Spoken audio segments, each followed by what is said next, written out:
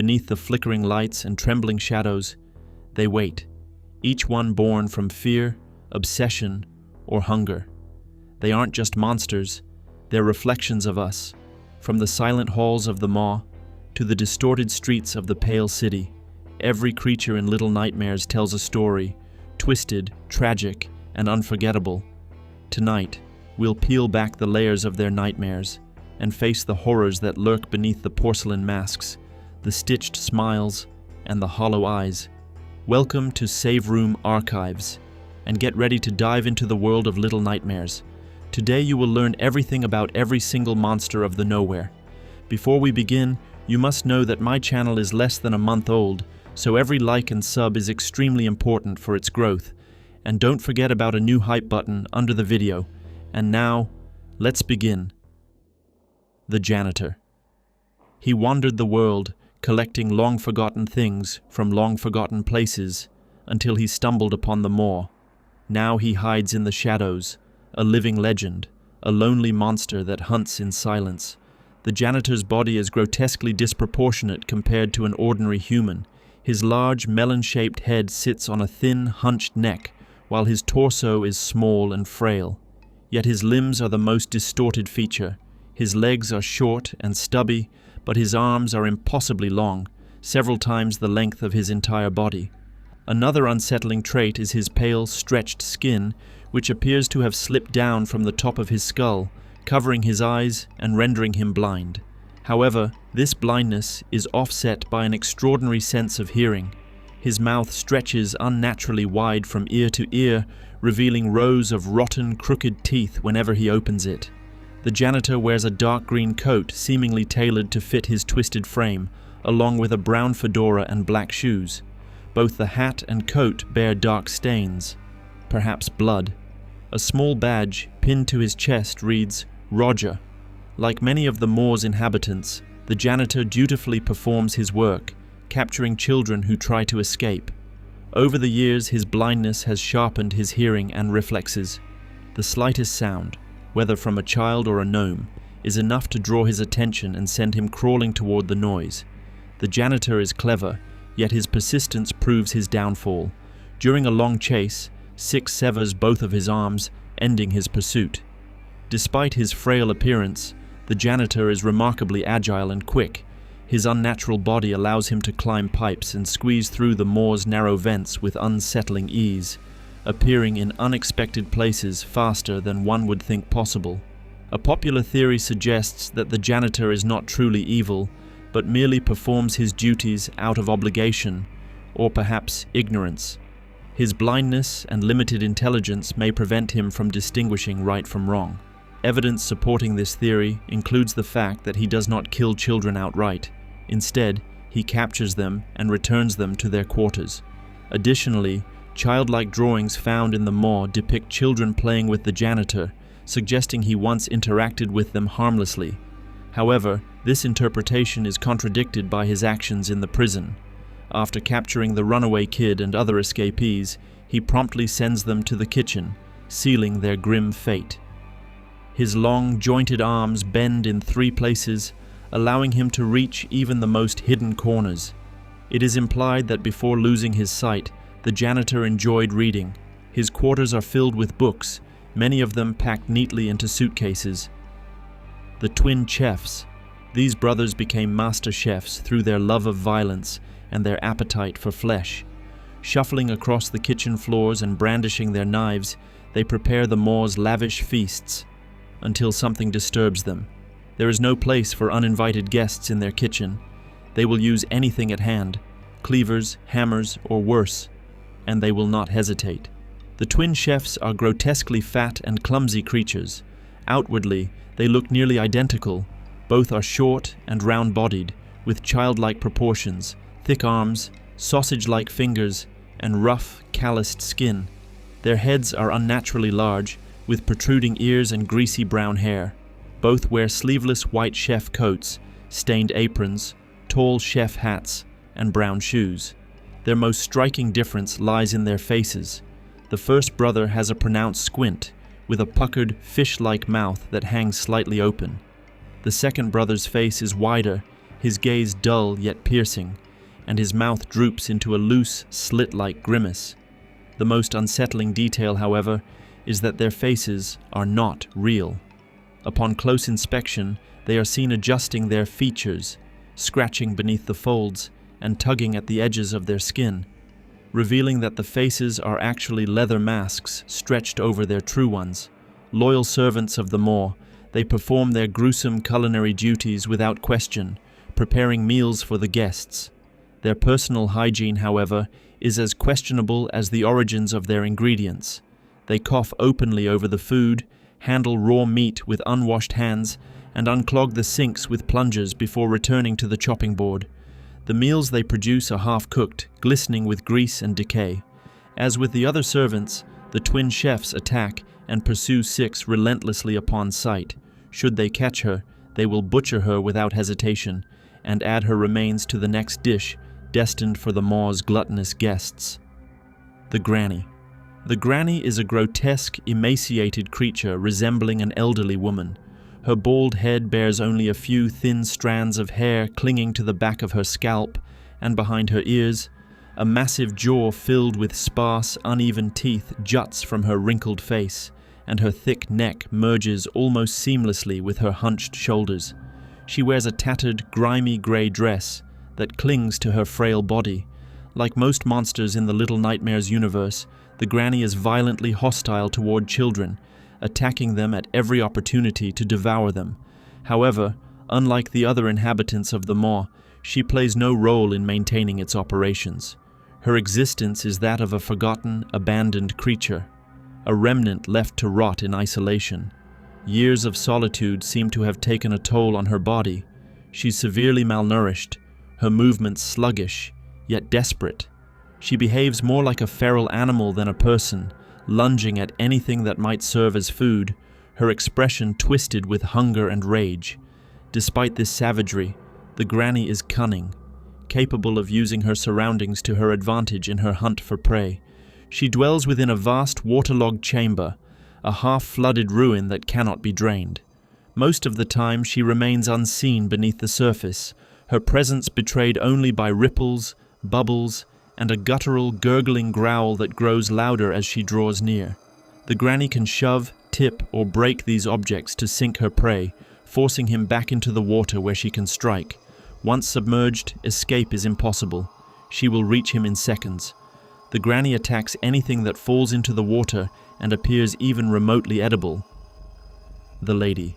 Majestic and severe, the Lady sustains the enchantment that keeps the maw's great engine running.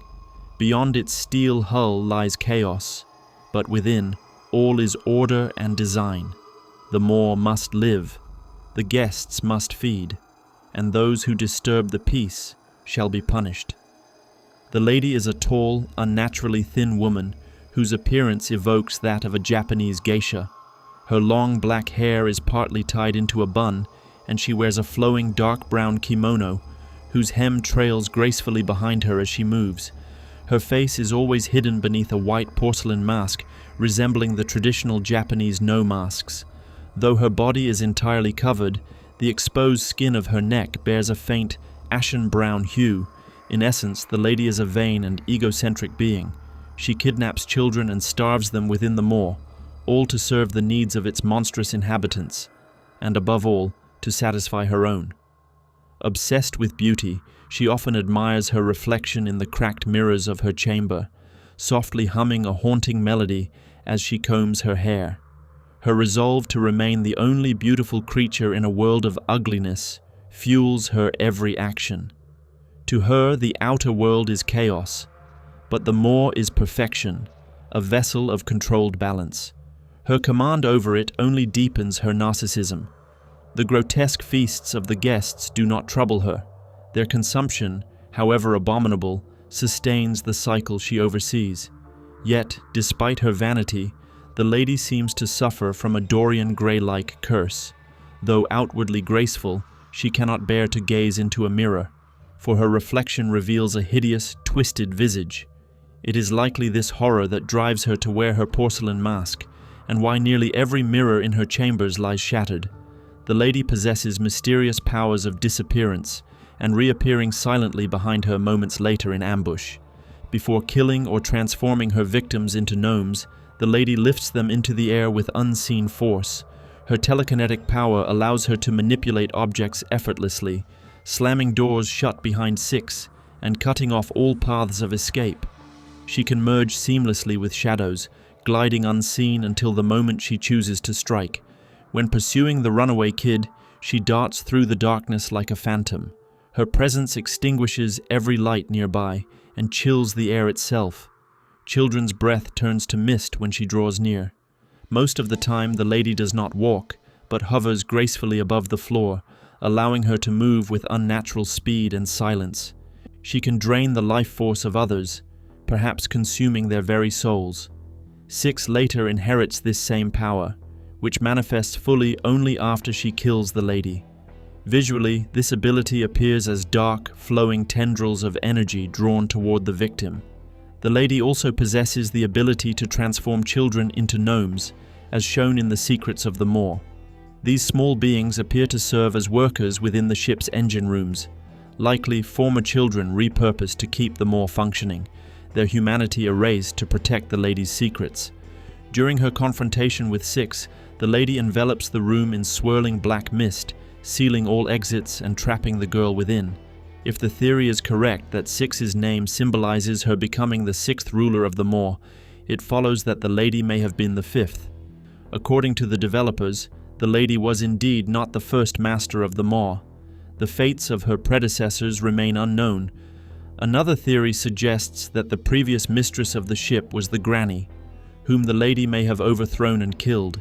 If true, this would explain the old woman's lingering presence and the lady's terror of her own reflection, the reflection of the one she betrayed, now staring back from every shattered mirror. The hunter. Armed with a lantern and a battered shotgun, the hunter trudges across the wasteland with cold ambition, sniffing out prey and collecting new trophies for the moaning walls of his cabin. The hunter is a large, broad-shouldered creature with a stocky build and an unusually large head. He wears a green overcoat, brown trousers, gloves, boots, and a flat cap. His head is completely covered by a burlap sack bound with rope, with a single hole cut on the right side through which he sees. He always carries his shotgun and an electric lantern. Upon closer inspection, the hunter himself appears to be little more than one of his own stuffed trophies. Patches of stuffing peek through torn seams. His coat bears a long stitch, dividing it down the middle, and his right arm is held together by crude thread. He is shown to be mentally unstable and deeply aggressive, especially when practicing his gruesome craft, taxidermy. He brutally butchers both animals and humans, preserving them as lifeless displays. Driven by his need for new trophies, the hunter relentlessly pursues Mono and Six across the wasteland, refusing to give up even after they evade him multiple times. It can be inferred that the hunter is both a drunkard and a slob, judging by the filthy state of his cabin and the empty bottles scattered everywhere. He likely stopped caring for himself and his surroundings long ago, consumed by his obsession with taxidermy. Yet, despite his disarray, he is methodical and patient. He does not kill his victims immediately. Instead, he lets them starve and dehydrate, preserving their bodies for his craft. This is evident when he captures Six. Rather than killing her, he locks her in the basement for days or even weeks, presumably waiting for her to die of exhaustion. Still, his skill and precision cannot be denied. Neither his traps nor his shotgun ever misfire, suggesting they are maintained in perfect working condition. It is possible that the hunter was once addicted to television, or perhaps immune to its influence altogether. Throughout the wasteland lie countless shattered TV sets. The only working one is the one beside which Mono awakens, and it quickly malfunctions before the player's eyes.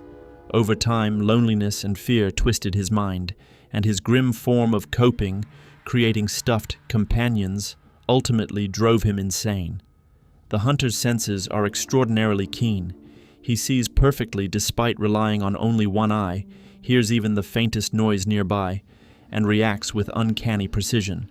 His reflexes allow him to reload his shotgun one-handed and still shoot with deadly accuracy, as long as nothing stands between him and his target. The hunter fires buckshot, dealing wide area damage. It is possible that the hunter is not truly alive, but rather a reanimated doll or effigy, an idea supported by his appearance, stiff movements, and eerie mannerisms. Perhaps that is why he creates stuffed figures in the first place. Untouched by television influence, he grew painfully lonely, and descending into madness, began crafting companions in his own image to fill the void. Because of this, it is uncertain whether he was ever truly killed. On the other hand, his breathing suggests he might still possess some trace of life. Like the Pretender, the hunter seems to view his creations as living beings, rather than mere objects. He prepares meals for them, as evidenced by a set dining table inside his cabin, though he himself appears not to eat, supporting the theory that he is something other than human. It is implied that the hunter shares a connection with the doctor. On the hunter's attic, one can find piles of prosthetic limbs identical to those from the hospital, likely used as frameworks for his taxidermy creations. Both are obsessed with constructing artificial abominations, the difference being that the hunter crafts his from corpses, while the doctor reshapes the living. The exact nature of their relationship, however, remains unknown. The teacher, a strict educator with an uncanny talent for detecting disturbances. Her classroom is full of good children. In the teacher's domain, disobedience is intolerable. Nothing escapes her cold, twisted gaze. Here, children are meant to be seen, not heard, and those who are heard are never seen again. The teacher is a tall, slender woman who dresses like a late 19th century schoolmistress. A long skirt, button blouse, and a prim, old-fashioned style. Her head is large and deeply wrinkled, with a ghastly, frozen smile stretched across her face and dark bags beneath her eyes. Her short gray hair is styled into soft waves, and her arms hang unnaturally low, reaching well past her knees. Though hostile toward children like the other antagonists, she displays a far greater tendency toward sadism. She tries to maintain an air of composure and authority, but her discipline is rooted in fear. She relishes keeping her students terrified of punishment. The teacher's cruelty extends beyond mere scolding. She has been seen killing children with her teeth or setting her twisted pupils upon them. Her calm facade crumbles into frenzy when her prey defies her. She screams hysterically, tearing through vents and smashing walls in pursuit. The teacher is obsessively devoted to her work, instructing the bullies, or at least pretending to, and punishing them for even the smallest mistakes. When she is alone, however, her demeanor softens. She moves with slow, heavy steps and reacts less sharply to sound, dismissing noises as coincidence. She also has a passion for biology, collecting specimens of animal organs and corpses for her lessons, and she plays the piano with unnerving grace. Despite her obsession with discipline, the teacher shows no concern for the violence her bullies inflict on one another, maiming, killing, or tormenting their peers without consequence. In her presence, they remain eerily well-behaved, but when she is occupied in her biology lab, the sounds of their cruel games echo freely through the halls, entirely ignored.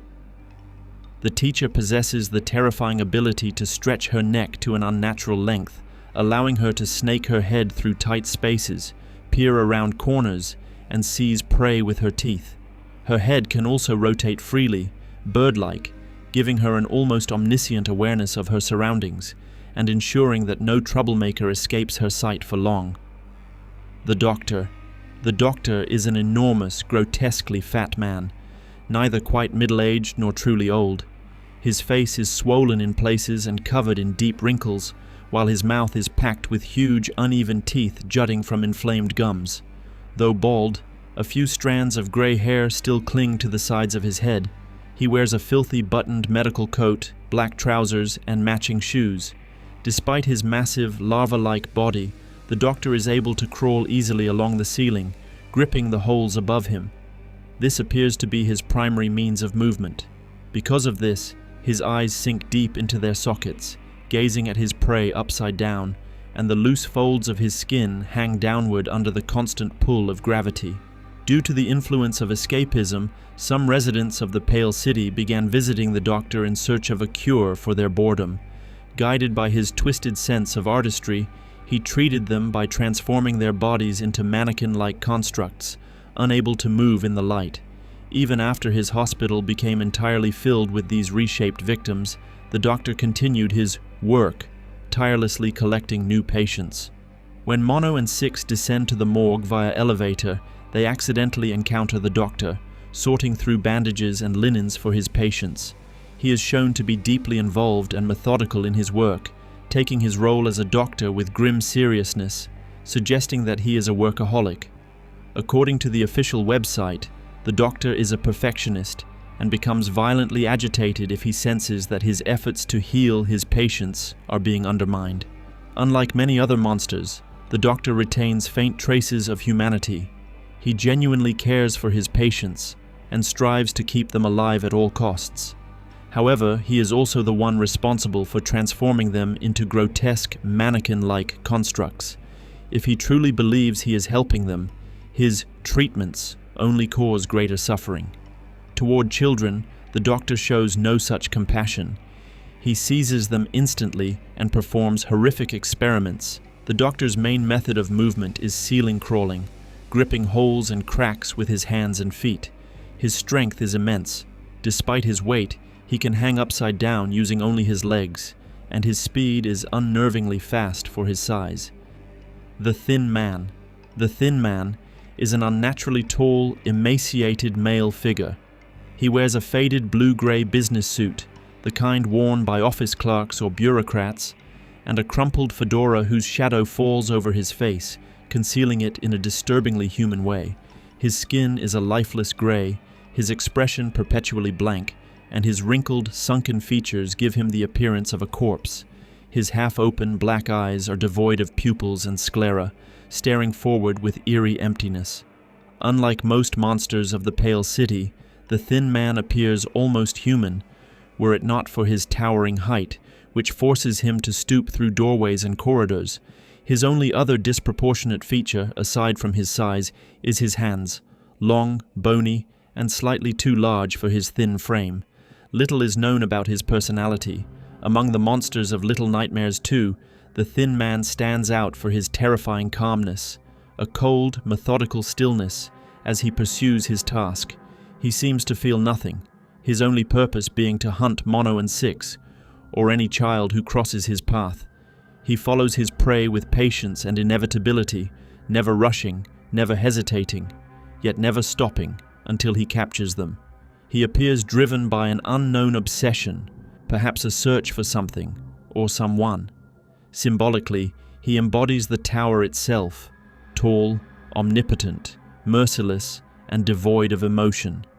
The Thin Man can interact with the transmission, the mysterious signal that distorts and controls the world of the Pale City. Through it, he can project his power across televisions and other screens, spreading its influence through waves of static. He uses these abilities in his confrontation with Mono. He can travel through active television sets, emerging from their screens to hunt his victims. This ability is demonstrated multiple times, including when he attempts to seize Mono and Six, and in the second digital comic, where he kidnaps the boy. Mono later acquires the same power. The Thin Man is also capable of compressing space before him, allowing him to teleport short distances in a rippling distortion of reality. Mono uses a similar technique after defeating him to reach the tower. His power visibly warps the environment, corridors twist, and buildings bend under the pressure of his presence, especially during the final confrontation. Though he appears intangible, the Thin Man is not merely a projection. His movements are unnaturally jerky and angular, his spine bending at impossible angles. And when he dies, his body does not collapse but fades into nothing, dissolving like a ghost or a hologram. Yet he can still touch physical objects, meaning he exists in both reality and illusion. The Thin Man can draw objects and people toward himself, either by manipulating space or through an independent force of attraction. He uses this ability when abducting Six, pulling her helplessly into his grasp. He also seems to exert control over time. When Mono flees from him, the world slows to a crawl, sound distorts, and the boy's movements become sluggish.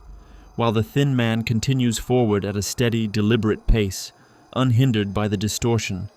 After abducting 6, she is left behind as a warped, chaotic echo of herself, a broken shell, possibly representing the remains of her soul. The Thin Man's aura has a devastating effect on the human mind. When he first appears, Mono suffers intense headaches. The closer the Thin Man approaches, the more the world around him blurs and trembles, and a deafening static fills the air. His presence also creates electromagnetic interference, causing lights to flicker violently and explode. There are 2 major theories concerning the connection between Mono and the Thin Man. The first suggests that Mono is the Thin Man's successor. He defeats him, only to become corrupted by the transmission and take his place as the new ruler of the Pale City. The second, more haunting theory claims that Mono is the Thin Man, doomed to repeat the same cycle endlessly, existing in different points of the same timeline. Both interpretations remain unconfirmed by the game's creative director, Dave Mervick, who neither denied nor affirmed their validity. Another theory proposes that the Thin Man is not a truly independent being, but rather a puppet of the tower itself, a vessel of its flesh and static consciousness.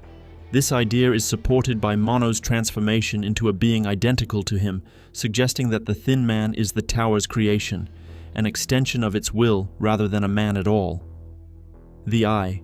Also known as the flesh walls, the Eye is an enormous pulsating mass of organic matter, covered in countless, unblinking eyes that spread across the walls, floors, and ceilings of the Black Tower.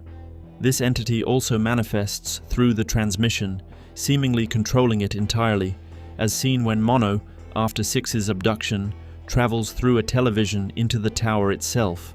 The Eye appears to be the supreme intelligence governing the world of the Nowhere. Evidence of its dominion lies in the countless eye symbols scattered throughout the world, markings that often bring danger to any child who encounters them. Nearly every monster within this realm serves the flesh walls in one way or another, either consciously or by compulsion. The transmission exists beyond space and time. This is suggested by the tower's internal structure, which bends and warps reality, defying every natural law. It's possible that the Eye perceives all moments simultaneously, past, present, and future. In the Monster 6's chamber, many objects reference events from the first game, even though those events have not yet occurred, hinting that the creature's awareness transcends linear time. This may also explain the presence of Dark 6 inside one of the music boxes in Very Little Nightmares, even though her corrupted form did not yet exist in that timeline.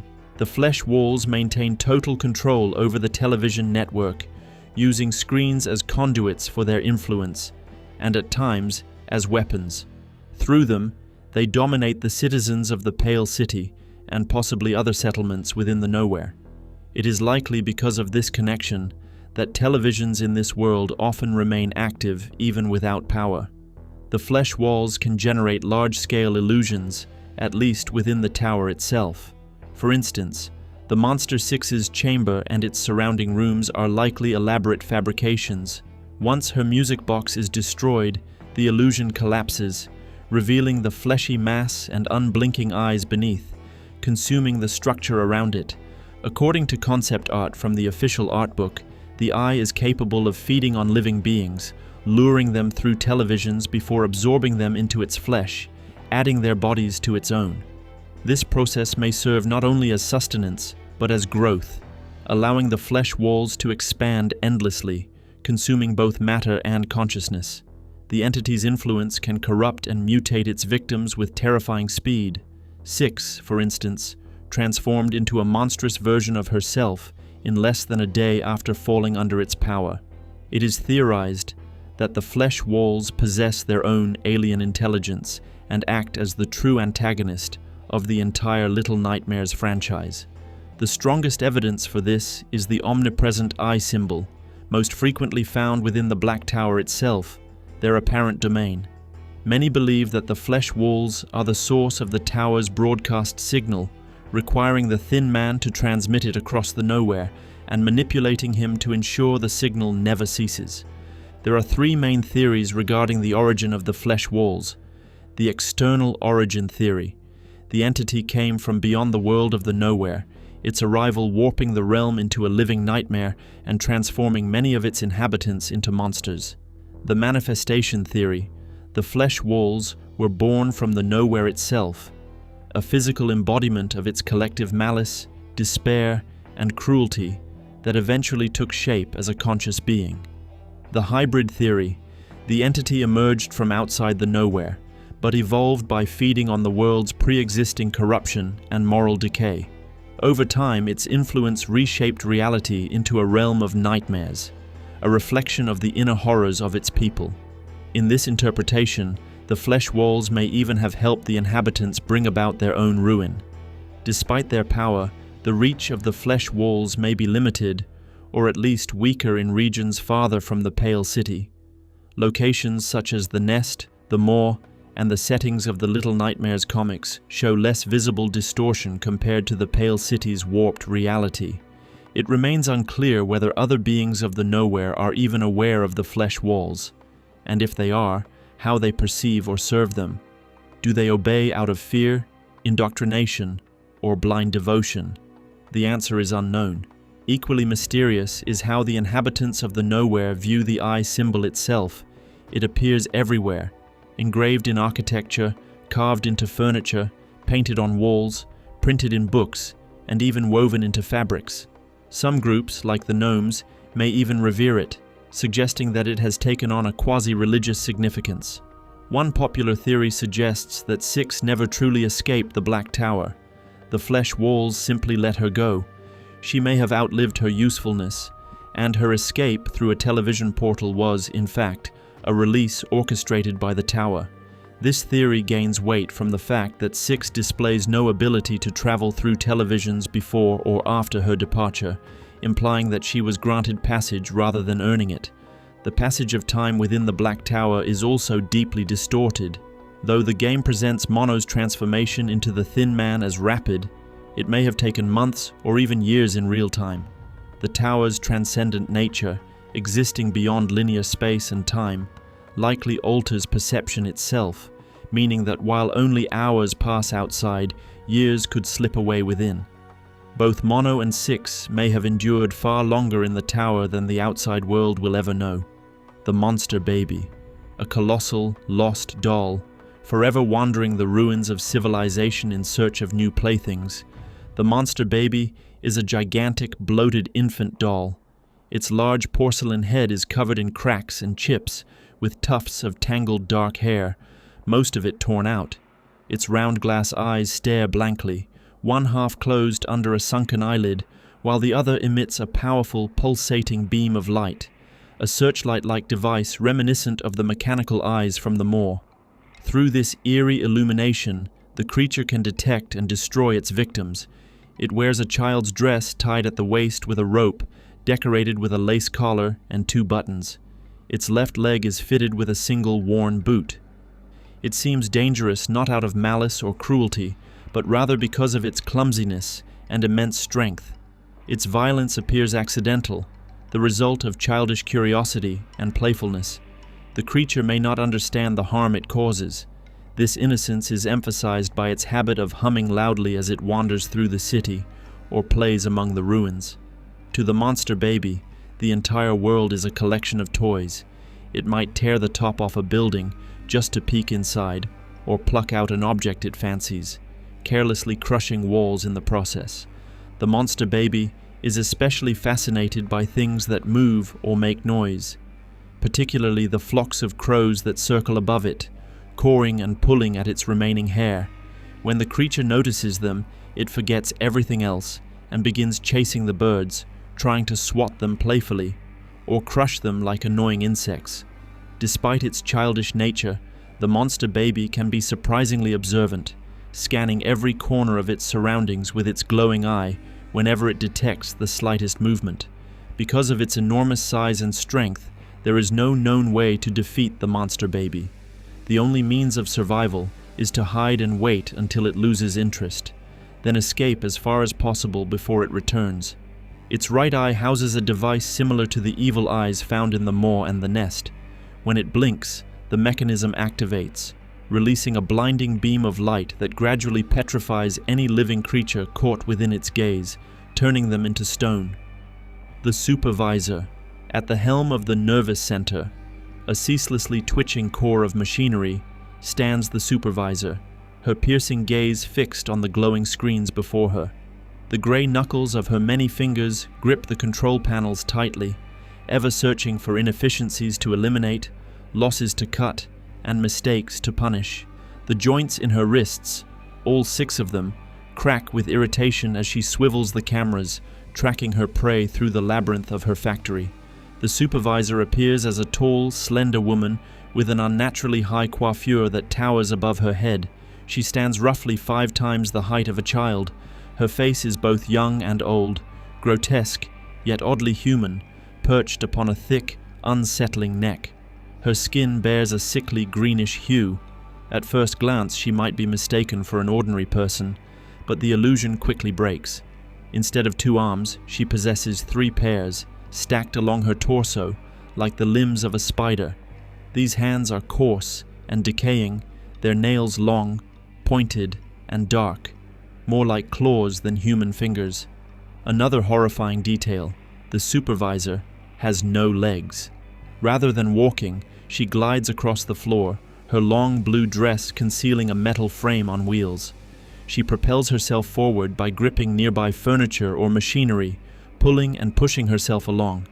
At one point, she is seen erupting in fury and emerging from her dress entirely, scuttling across the floor and walls on her 6 arms like an enormous insect. Her attire is deceptively elegant, a sky blue gown with puffed short sleeves and a floor-length hem. Around her neck she wears pink bead-like pearls, matching earrings and dark red lipstick smeared across her lips, a grotesque parody of sophistication. From what is known, the Supervisor is a perfectionist, obsessively fixated on maintaining control over the factory and ensuring that no process is ever disrupted. Through her countless monitors, she oversees every aspect of production. Any intrusion, any hint of inefficiency, sends her into a violent rage. When angered, she will stop at nothing to eliminate the disturbance. Her pathological need for order is also evident in quieter moments. In one scene, while sorting through documents, she expresses visible disgust at the slightest disarray, angrily reorganizing the papers into what she deems proper alignment. Her perfectionism is matched only by her temper. Even the smallest mistake or interruption to her routine can trigger an explosive outburst. When this happens, she lashes out at her surroundings, overturning desks, scattering papers, and smashing anything within reach. Once she spots her target, she becomes relentless, tearing through obstacles and barriers in her pursuit. Ironically, it is this same relentless nature that leads to her downfall, as the protagonists manage to lure her into a molding press and crush her beneath it. The Supervisor's senses, sight, hearing, and touch, are extraordinarily sharp, allowing her to navigate the factory's machinery with terrifying precision. Combined with her 6 arms, she can climb walls, pivot swiftly, and strike at the faintest sound. Her movements are alarmingly fast for a creature of her size, enabling her to overtake fleeing victims in seconds. Her many arms grant her the ability to multitask effortlessly, holding a tablet in one hand while rearranging stacks of papers with the others, or simultaneously grabbing several escaping children. Despite her seemingly delicate frame, the Supervisor's body is remarkably sinewy and strong. She can bend steel grates, punch through elevator roofs, and lift jammed blast doors with ease. Her leaps are swift and far-reaching, and at one point she even manages to hold up a massive industrial press, though only for a few seconds, before being crushed by it herself. The man in the purple suit, a terrifying monster with a puppet that seems to have a life of its own. Who are they? Just another inexplicable manifestation from the world of nightmares? Another creature for Little Nightmares lore enthusiasts to theorize about? This time, no. The man in the purple suit is one of the few monsters in this game universe about whom we actually know quite a lot, and not from vague fragments, but from the official audio drama, The Sounds of Nightmares. Our story begins in the real world, at the county's psychiatric institute, where a psychiatrist named Otto is studying the extraordinary abilities of a girl named Ruth, who prefers to be called Noon. Otto believes that using Noon's power to shift between the real world and the world of nightmares, he will find his long-gone older sister, Cece. Duality. It's a concept Otto knows well. In psychology, we wear countless masks, yet cling to the illusion of a single unified self. But for Noon, that illusion has shattered. Her mind isn't the only thing divided. Her body, too, seems caught between two realities: the waking world and the nowhere. One night, under careful monitoring, Otto watches Noon lying in bed. Her brainwaves remain steady, her body doesn't move. And then, she vanishes. Minutes later, she reappears in the same spot, as if she never left. The EEG readings never faltered. It's as if two versions of her existed at once. For Otto, this is no longer just psychology. This is a breach of reality itself. The next day, Otto prepares Noon for a new kind of experiment. Electrodes attached, he urges her to relive her experiences in the nowhere. This time while awake. Nervous, she agrees, and what she describes next takes us deep into one of the most haunting dreamscapes in the entire series. Noon finds herself in a strange, rain-washed carnival. Wooden caravans line the grounds. Fairy lights shimmer in puddles like stars trapped on the ground. Teen performers welcome her, confident, kind, and bound to the carnival. Among them is Rusty, a tightrope walker.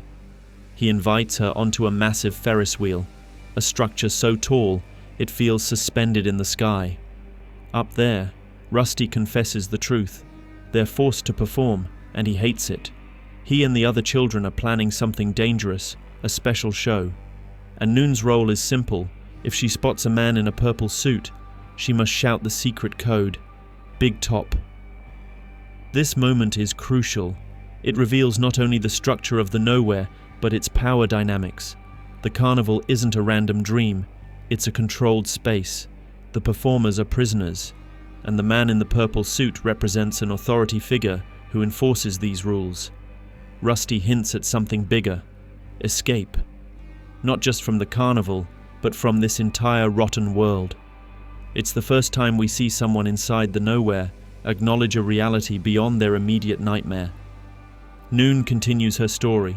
She's seated in the Big Top, surrounded by a grotesque audience, bloated shapes with faces like melted drawings, devouring rancid food in gluttonous silence. The performers dazzle with magic and fire. For a brief moment, Noon feels joy. The lights inside the Big Top suddenly shift, plunging the carnival tent into darkness, except for a single blinding spotlight. It fixes on the very top of the tent, where a thin rope stretches between two tall ladders. There, balanced at one end, stands Rusty. The chatter dies instantly. Performers and audience alike fall silent, caught in the stillness. Rusty takes his first cautious steps onto the rope, each one deliberate. Then slowly, his confidence grows. He walks with more rhythm, more certainty, as if he's done this 1,000 times before. The silence becomes unnatural, dragging on too long. It feels less like an audience watching, and more like a spell has settled over the tent. And then, Noon realizes she's no longer alone. In the seat right beside her, one that had been empty moments earlier, someone is sitting. Before she even turns her head, she hears him. 2 breaths. It's a strange, asynchronous breathing. One breath slightly behind the other, like 2 lungs working in separate rhythms inside the same body. She doesn't just hear it, she feels it. The breaths vibrate in her chest, making her own lungs shudder in involuntary sympathy. Her body begins to tremble. Then she sees him, the man in the purple suit. His focus is fixed upward on Rusty. He sits unnervingly still, but his presence is immense, like a weight pressing down on the space around him. His suit is formal and elegant, almost theatrical, but his face is wrong. He has no eyes, only smooth, empty sockets. And yet, somehow, Noon can feel him looking at her when he turns his head. It's a gaze without eyes, like a spotlight that burns through without light. The crowd erupts into a cheer as Rusty reaches the middle of the rope, but Noon's silence makes her stand out. The man turns toward her. The eyeless stare locks on, and that's when she sees it. Perched on his lap is a smaller figure, a dummy, like a ventriloquist's puppet. But this is no carved wooden doll. Its flesh looks disturbingly organic, a lumpy, uneven face with a wide, carved grin, patches of hair sprouting from its head, and beady, living eyes. Unlike the man, the puppet can see, and it's looking upward, staring at the spotlight and Rusty with intense, hateful focus. The moment the crowd cheers, the dummy's face contorts in jealousy. Its grin tightens, its features crumple in rage. It wants the applause, wants to be the center of attention. Noon's refusal to clap draws its attention. Slowly, deliberately, the puppet turns its gaze toward her. She can't tell if the words are spoken aloud or whispered inside her head, but the puppet smiles wider. An invitation, a taunt, as if asking her to join the performance. Panic surges through her. She shouts the code phrase, big top, but no one hears her. The cheers are deafening. Rusty keeps moving forward, climbing toward a hidden tear in the fabric near the top of the tent, his escape route. Noon looks back to the man. He's still sitting there, limp, motionless, but the dummy is gone. Her stomach drops. She spots movement near Rusty, up high, among the shadows. The puppet is there now, at the tent's peak, waiting for him. Below, the man in the purple suit seems almost bashful, shrinking slightly as the crowd's attention swells. He loves their praise, yet seems ashamed of it too. All the while, that strange double breathing fills the space between them. 2 lungs, 1 body, out of sync. Noon tries to scream again. Her throat strains, but no air comes out. She's suffocating on panic. And then it happens. Rusty reaches the darkened edge of the spotlight, and the dummy lunges from the shadows. Its lumpy face flashes for a split second in the light, twisted with malicious glee. Noon screams his name, but it's too late. Her panic in the waking world spikes. She thrashes, yelling fragments, before collapsing, overwhelmed by the suffocating sensation of the 2 asynchronous breaths, as if the man and his puppet are breathing inside her. The monitor spikes. Otto shouts her name, and the tape cuts to silence. Noon collapses in the real world, overwhelmed by fear and the sensation of 2 breaths in 1 body. Afterwards, Otto notes that Noon's trust has been damaged. The session was traumatic, but his conviction has only grown stronger. He now believes the nowhere may be a singular, real space, hidden behind a veil, like a 2-way mirror. And while Noon can cross it, he remains blind on the other side. He mentions a name that longtime fans will recognize, the Ferryman. An entity that doesn't belong to our world, but acts as a connective force between realities. Otto's obsession has a new goal, to cross into the nowhere himself. The man in the purple suit is portrayed less as an active participant and more as an anchor, a presence that distorts reality simply by existing. His lack of eyes, yet ability to look, taps into primal fears, a gaze you can feel but can't return. The asynchronous breathing hints at something deeply wrong, perhaps 2 entities sharing 1 form, or a single body containing multiple consciousnesses. Noon's ability to feel the breaths suggests a metaphysical or parasitic connection. The dummy, meanwhile, embodies the cruelty and jealousy of performance. It feeds on attention. When the crowd cheers for Rusty, it reacts with hatred, not passivity. This is not an inert puppet. It has agency, emotion, and a predatory instinct. Its sudden disappearance from the man's lap and reappearance near Rusty shows it can move independently, perhaps even teleport within the dream space. The man and puppet function like a distorted duo. One is passive, quiet, breathing heavily. The other is expressive, mobile, malicious. Together, they represent a twisted ventriloquist act, a recurring motif in Little Nightmares: control, performance, and the blurred line between puppet and master. Rusty's attempted escape and the puppet's intervention reveal that no rebellion goes unnoticed in the nowhere. The man doesn't need to act. His presence alone enforces control. The dummy is his enforcer. And the two breaths, one body motif becomes a lingering symbol of duality, echoing Otto's opening monologue. It's not just Noon who embodies duality.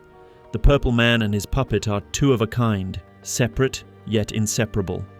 A psychiatrist named Otto, his last name unknown, was just one of many staff members at the institute. Long ago, he lost his older sister, Cece. One day, she simply disappeared. But before that, she had been suffering from severe sleep disorders. Otto's attention was drawn to one seemingly insignificant detail. In her dreams, Cece constantly saw a mysterious figure she called the ferryman. He wore a long, dirty coat. His face, hidden beneath a hat, was indistinct. It seemed to shimmer, continuously shifting shape. The boy connected his sister's disappearance to her nightmares and to this very enigmatic ferryman. Otto went on to study psychiatry, yet the inexplicable vanishing of his sister, a mystery that conventional science could not unravel, kept pushing him beyond the boundaries of accepted knowledge. A major influence on both the future events at the Psychiatric Institute and Otto's own life came from his mentor, an unnamed professor. This was a man unconstrained by the limits of mainstream science, someone who studied the world in a way unlike his peers. Because of his unconventional views on the structure of the universe, he became a persona non grata within the scientific community. But the knowledge and theories he passed on to Otto not only helped him, but will also help us to uncover the secrets of the nightmare world. In one of the acts of the audio drama, Otto turns to his mentor's dusty old manuscripts. "Ah, I found it. The paper that stained my professor's career, kept it all these years, hoping and dreading there was truth in these words. We know now that there is no center to the universe.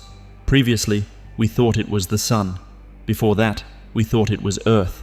Our species always insists that ours is the quintessence of experience, yet scientific observation proves our folly ad nauseum. If geocentrism took centuries to disprove, the question is not if, but when the same will happen to reality itself. That which we are equipped to perceive may not be the only world, let alone the predominant one." The professor believed that the world in which humans lived was only one layer of existence, that a thin boundary, intangible and invisible, yet very real, separated the universe known to humanity from other realms that existed somewhere beyond the horizon of reality. The key was to understand where that threshold lay, the point that, once crossed, would allow a person to enter these other worlds. The professor spent his entire life searching for this place but never succeeded, and that was because the threshold was not located in physical space. It was within the human mind, and the key to crossing it was through dreams, more precisely, nightmares. Otto earned his degree, began practicing psychiatry, but the mystery of Cece's disappearance continued to haunt him. He had to uncover the truth. The eccentric professor's theories paved the way for his search. One day, a girl named Ruth was admitted to the county's Psychiatric Institute, abbreviated as COPI. She suffered from an affliction she herself called water sickness. She hallucinated parasites, suffered from constant headaches, and was tormented by recurring nightmares. But these nightmares imprinted themselves in her mind with remarkable precision, and most importantly, within them, she kept encountering a mysterious figure she called the Candleman. The way Ruth described the Candleman was strikingly similar to the way Cece, Otto's missing sister, had once described the ferryman. The Candleman stood before me on the rooftop. He wore a long, filthy jacket. His presence, it reminded me of when the tide goes out. And his face, it moved beneath his hat, like soup, bits and pieces rising and sinking. Wait, I can see a little better now. His eyes are long slits, skin rough, sagging like melting wax. He didn't speak, but somehow I knew. The Candleman wanted me to open myself to this place. Yes, he has for a while now, every night. Otto began studying Ruth's condition and soon realized he was on the right track. Ruth was an outcast, and the other children cruelly called her No One. She decided to change this nickname slightly and asked Otto to call her Noon. Let's go back to the very beginning of the video for a moment. Remember how I mentioned that strange room that caught my attention? Let's break it down, step by step. During the therapy sessions, when Ruth was recounting her dreams, and during the dreams themselves, Otto would place a peculiar device with electrodes on her head. This device was used to monitor her brainwaves. Later on, either the same device or another one very similar to it was used to visualize her dreams in the advanced stages of the research. In other words, it literally displayed what Ruth was seeing while she slept. Now, take another look at that room. There it is, the exact same device. Each night before sleep, Otto gave Ruth candy. I believe these candies may not have been ordinary. They could have contained substances that stimulated specific areas of the brain crucial for the experiments. But even if they were just regular candies. Let's take another look at the room. Yes, there it is, the jar of candy. During one of her early therapy sessions, Ruth's attention was drawn to a painting hanging above the desk in Otto's office. At first, she couldn't figure out what it depicted, 2 circles and stars. Then it hit her. It was a map. Otto explained that he had painted it himself, and that it represented an astrolabe, one of the oldest astronomical instruments used to determine the positions of celestial bodies. And once again, let's return to that same room. Look at the wall opposite the chair. Hanging above the desk is a painting with the same 2 circles and stars, the very same astrolabe. What does this mean? That the events of the audio drama take place in the same sinister asylum we explored in the game's final chapter? Yes and no, and this is where we descend another level deeper into the madness. At first, it seemed that Ruth's dreams, her uncanny ability to describe them in detail, and even the presence of the candleman or the ferryman, could only be loosely connected to the disappearance of Otto's sister, Cece. But one night, something inexplicable happened, something that convinced Otto once and for all that Ruth was the key to solving the mystery. Noon vanished last night. As she slept, I was monitoring her ultradian sleep cycle. Involuntary spasms grew progressively worse. As I was about to wake Noon, her body evanesced for a split instant, then returned, calm as can be. Lacking sleep, I can't be sure I wasn't hallucinating, yet the image of her sheets deflating is imprinted upon my mind. This phenomenon began to repeat itself, though Ruth had no idea it was happening to her. She started disappearing for increasingly long periods of time, only to return as if nothing had happened. Eventually, Ruth realized that the places she visited, each time different, all existed within a single world. They were connected to each other like separate rooms within a vast building.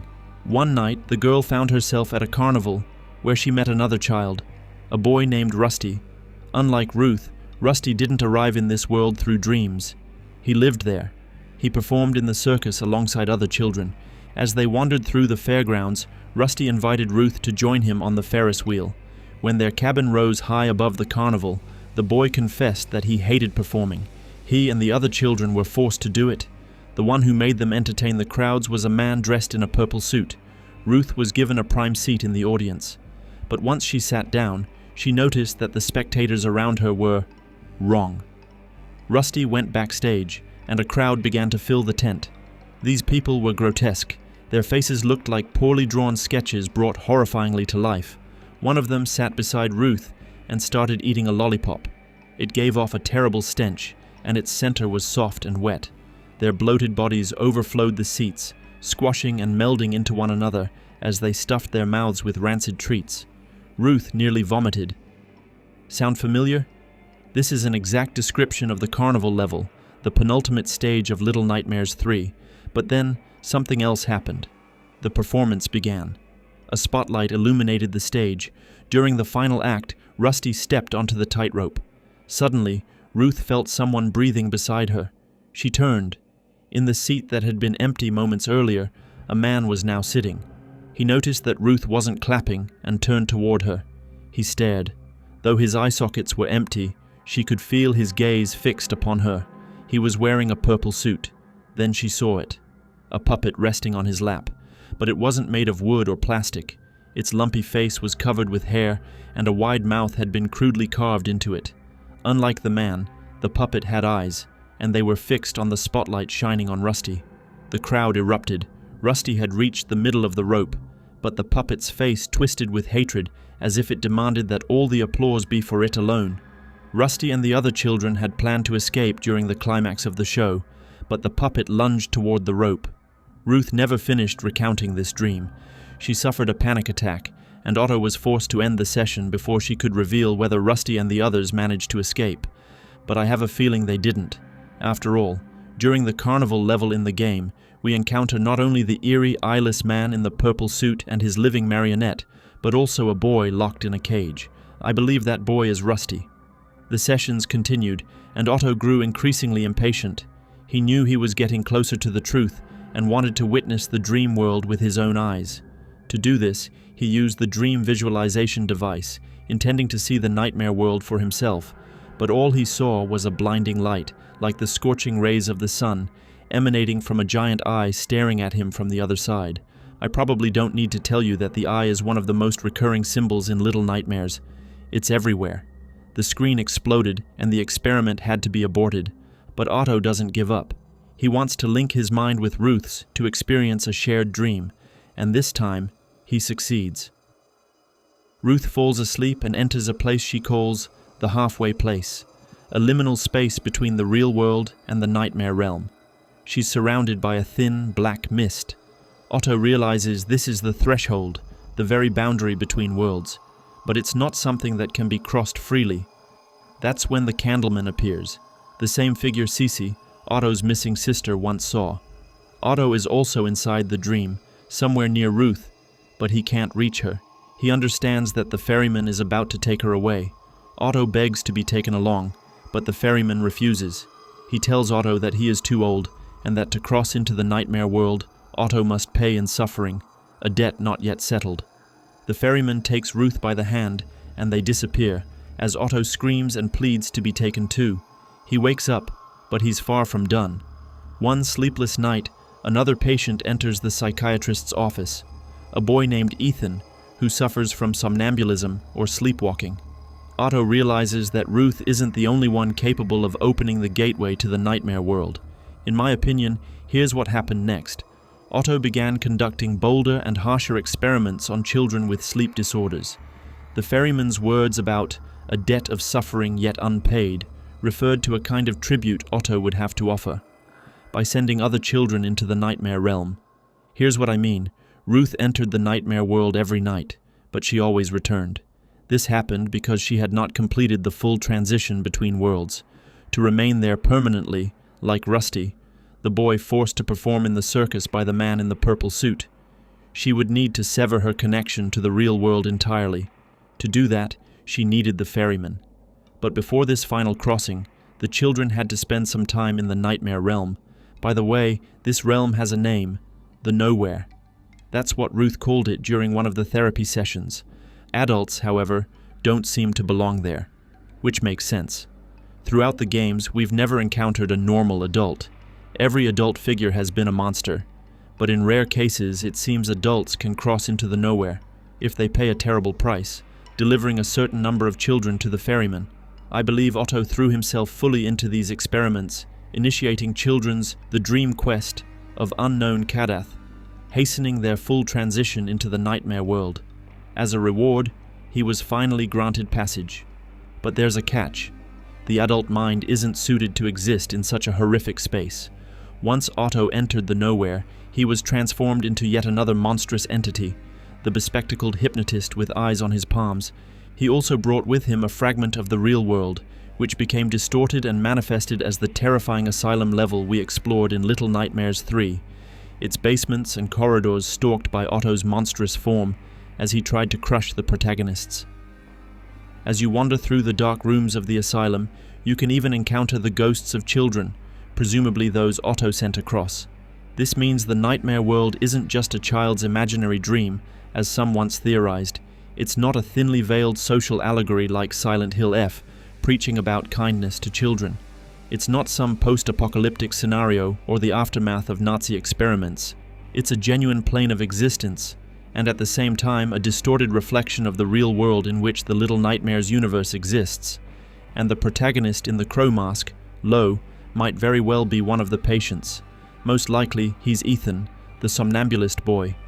We repeatedly see flashbacks of a child waking up in a hospital room, hiding from someone who opens the door.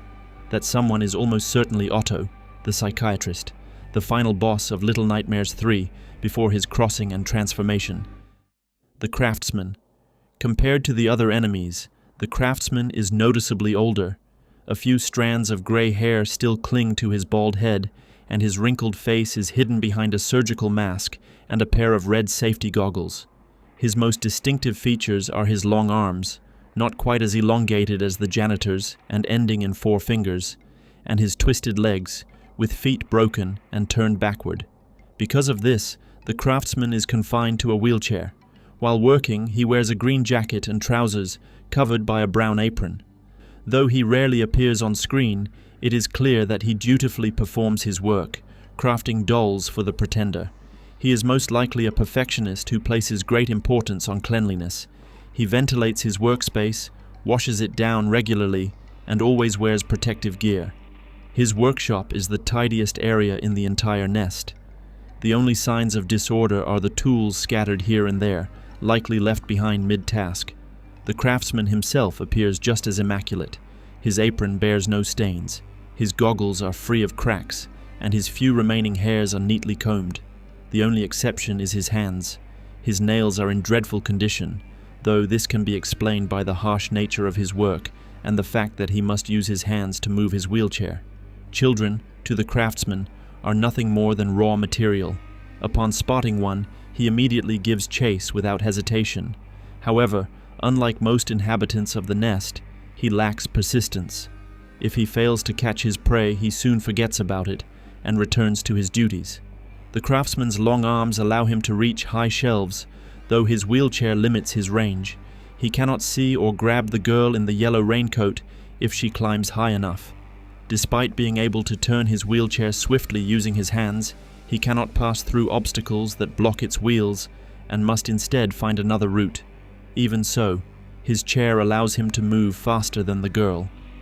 The Butler. His head is always bowed before the lady, yet his patience toward the filthy little creatures that dare to scurry across his path is limited. The Butler is a tall, slender, but hunched humanoid. Unlike most other beings in the world of Little Nightmares, he bears no grotesque deformities, except for his unnaturally short arms, seemingly severed long ago. His eyes peer upward from beneath his brow, his wrinkled face stretched into a submissive smile, and only a few thin strands of hair cling to his scalp. He wears a dark grey tuxedo and formal shoes, his hands locked behind his back with handcuffs. Possessing telekinetic abilities, he constantly levitates just above the ground. Unlike most characters in the franchise, the Butler constantly mutters under his breath, producing strange noises that sound like a mix of gurgling and scraping. His voice is surprisingly high-pitched, a detail most noticeable when the protagonist burns him with steam. He is one of the most loyal servants of the Pretender, endlessly enduring her whims and striving to please her. However, toward other children, he is far less forgiving. Upon spotting the girl in the yellow raincoat, he wastes no time in hurling heavy objects at her, projectiles strong enough to knock her unconscious or kill her instantly. The Butler appears meticulous and well-mannered, dutifully performing his work, yet signs of decay and neglect linger around him. His quarters are filthy and half-flooded. He eats in bed, subsisting on canned food rather than proper meals, and his shirt hangs loosely, untucked. Perhaps due to his age, the Butler shows signs of memory loss. At times, he forgets about the girl entirely the moment he loses sight of her, returning to his chores as if nothing had happened. This absent-mindedness may explain why he left the water running in his apartment, and why he constantly mutters to himself, perhaps reminding himself of the tasks he must complete. The Butler possesses perfect control over telekinesis. Since his hands are bound, he uses this power to perform domestic duties throughout the nest. Whenever the Butler passes by electric light bulbs, they flicker erratically. This suggests his ability to generate mild electromagnetic disturbances that disrupt electronics. However, in the game, this effect seems limited to light sources. Even when the Butler glides mere inches past televisions, they remain unaffected. The Pretender. The Pretender is the final and primary antagonist of the nest in Very Little Nightmares. This tiny inhabitant of the mansion adores her dolls more than anything in the world, and anything that isn't a toy won't last long in her nursery. A very pale girl, the Pretender stands only slightly taller than the girl in the yellow raincoat. Her thick, silvery hair, styled in soft curls with a fringe covering her eyes, is gathered into a high ponytail. She wears a Victorian-style green dress, adorned with white frills, lace, and a ruffled jabot. Her face is powdered and decorated with blush, uneven lipstick, and crudely drawn eyebrows. On her feet she wears either heeled shoes or sharp-pointed slippers. The Pretender appears spoiled and selfish. Much like the lady, she shows no concern for the fates of other children. Her world revolves entirely around her dolls, which she treats as living companions. What seems at first like innocent play quickly reveals something darker. In one scene she scolds a doll, in truth the girl in the yellow raincoat, disguised as one, for lying on the floor. Later, she is seen sitting in her garden, sobbing beside the broken remains of that same doll, which she apparently destroyed in a fit of rage. This moment clearly shows that to the Pretender, her dolls are real, beings she interacts with to ward off her loneliness. Her voice is unusually loud and piercing for a child. Even before her first direct appearance, it echoes through the halls as she berates her doll. When she spots the girl in the yellow raincoat, her furious scream temporarily stuns the heroine.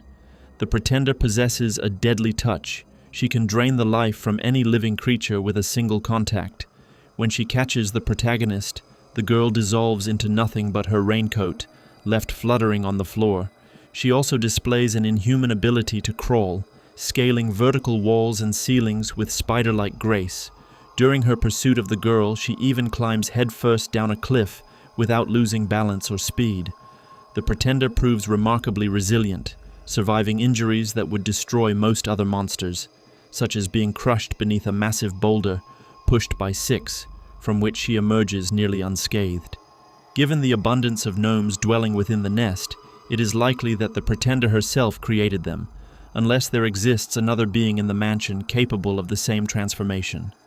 Though it remains uncertain whether the Pretender is a child from another world or a native of the nothingness, she is, for now, a unique figure.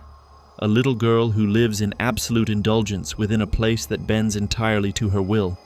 That's it for today.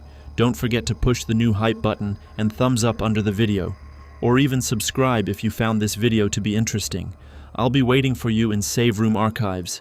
Thanks for watching, and may all the creepy stuff pass you by.